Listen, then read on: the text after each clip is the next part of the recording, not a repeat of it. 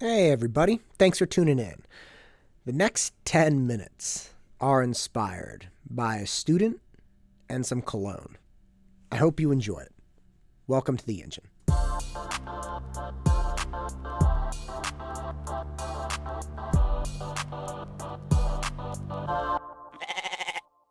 I have a student that I've worked with for some time now. His name's Evan. And Evan is a crack up. He's a swimmer. He comes into class. His hair's a mess, which is fine. I mean, I grew up swimming and my hair was always messy. And he dresses a little goofily. Not terrible, but I don't think he has a single, straw of fashion in his entire body. He's just a normal kid, but there's something else that I've been thinking about for him or with him for a while because it's almost like Evan defies the laws of gravity from a social standpoint because he'll say and do things they're like lobbing me softballs. I give people a hard time all the time in my class. We laugh about it and we have a good time.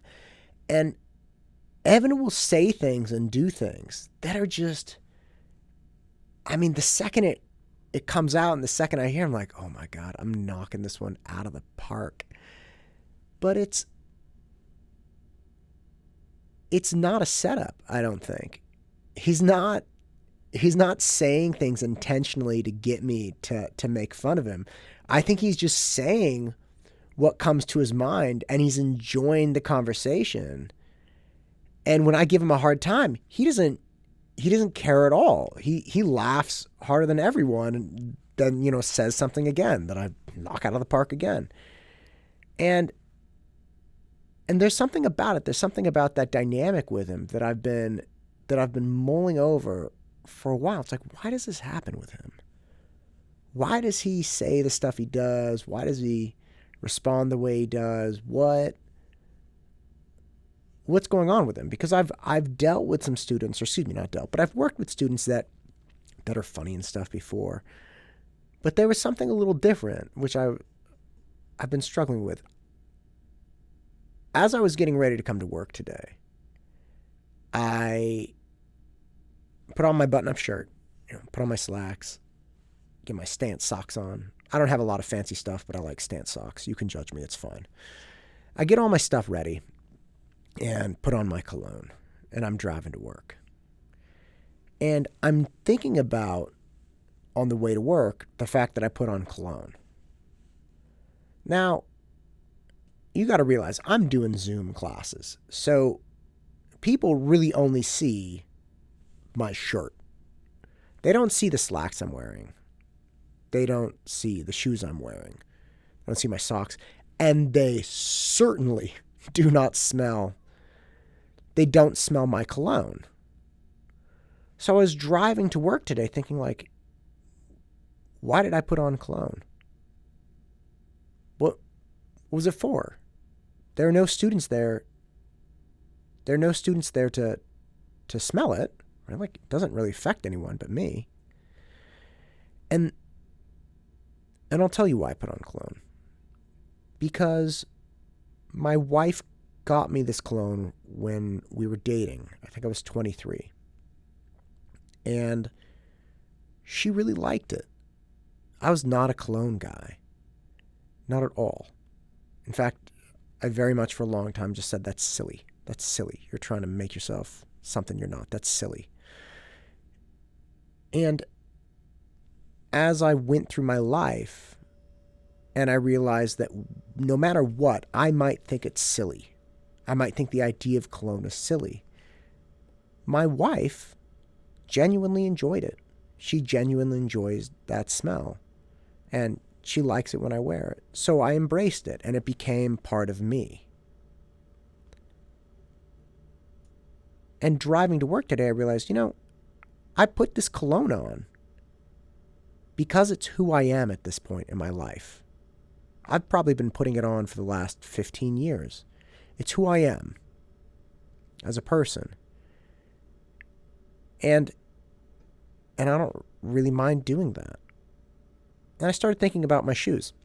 I usually wear brown leather shoes to work, but really nobody sees my shoes. So I've started wearing just my normal Merrells. They're a little bit more comfortable, a little bit more flexible. They don't get scuffed up easily.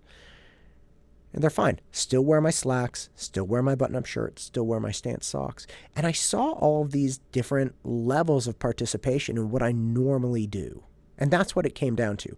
I have an image that's me when I meet people in class, in person. They see my shoes, they see my socks, they see my slacks, they smell the cologne.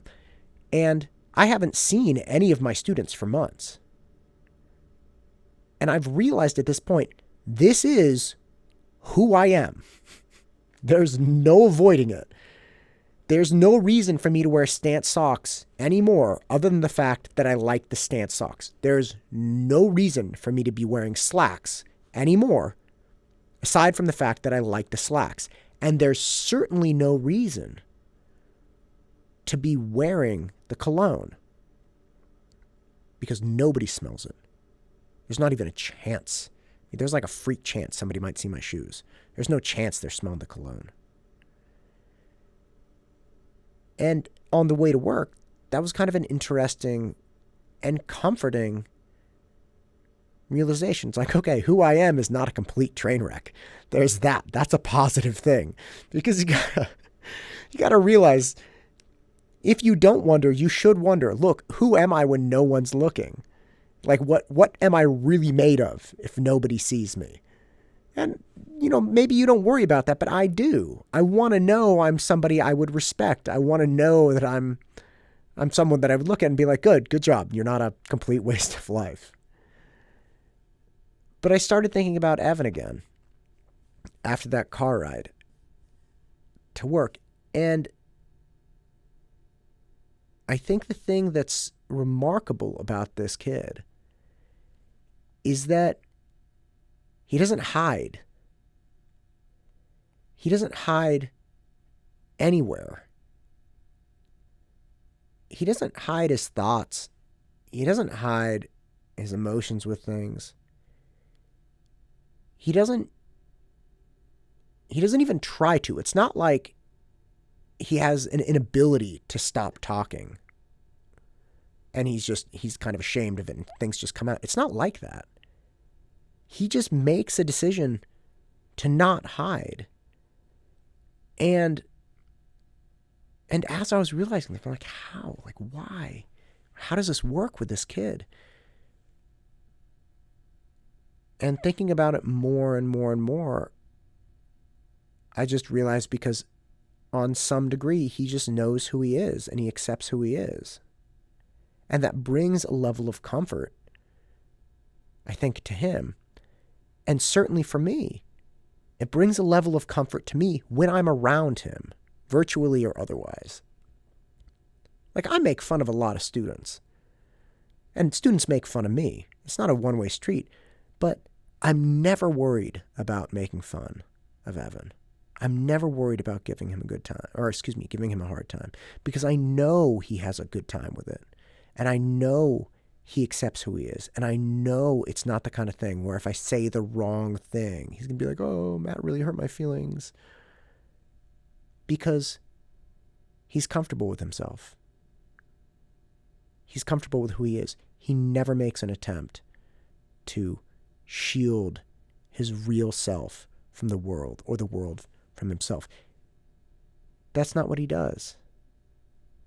There's an authenticity to him. And because of that, I think it allows people around him to also be authentic. It allows people around him to more fully accept themselves. And just in contemplating who I have become and accepted that this is who I am, and seeing that there's really no way around it, I'm wearing cologne for no reason other than that's who I am, it's a comforting thing. I see myself. I experience who I really am, not who I have to be. And I think by Evan just being himself and refusing to hide who he really is from the world, it helps other people do that too.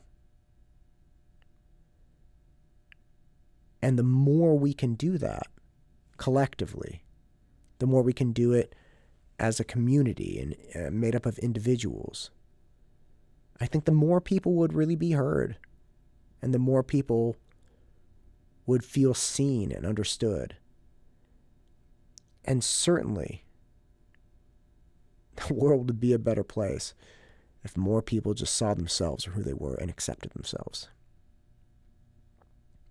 So at the end of the day, be like Evan.